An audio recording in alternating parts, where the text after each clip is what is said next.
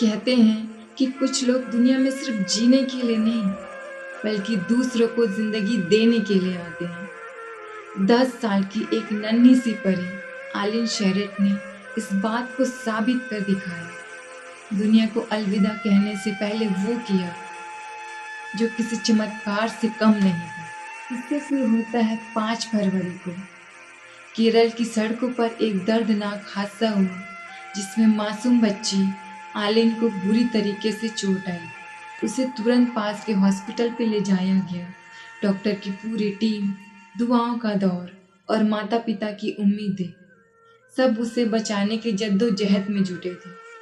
लेकिन किस्मत को कुछ और ही मंजूर था।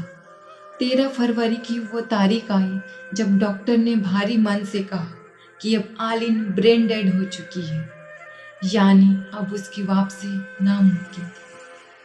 लेकिन उस पल आलिन के माता पिता पर जो दुखों का पहाड़ टूट पड़ा। दुख की इस सबसे काली घड़ी में जब कोई भी अपना सुध बुध खो दे, आलिन के माता पिता ने एक ऐसा साहसी और महान निर्णय लिया जिससे पूरी देश की आंखों में आंसू और दिल में सम्मान भर दिया। उन्होंने अपनी लाडली की अंग दान यानी ऑर्गन डोनेशन करने का फैसला किया। उनका मकसद साफ था, भले ही उनकी बेटी उनके पास ना रहे, पर उसकी धड़कनें और उसकी सांसें किसी और के शरीर में धड़कती रहे।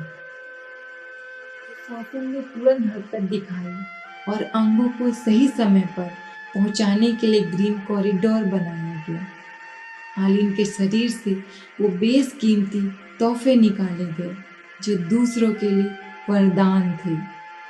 उस नन्ही सी परी का हृदय जो अब किसी और के सीने में धड़क रहा है, उसका लीवर, उसकी दोनों किडनियां, जिससे 3 लोगों को मौत के मुंह से निकाला गया, और उस नन्ही सी परी की आंखें जो आज भी इस खूबसूरत दुनिया को देख रही है। 10 साल की उम्र में आलिन केरल और भारत की सबसे कम उम्र की मल्टी ऑर्गन डोनर बन गई।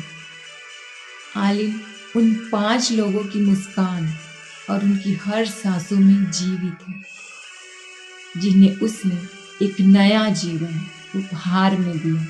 आलिन ने हमें सिखाया कि प्रेम और त्याग की कोई उम्र नहीं होती।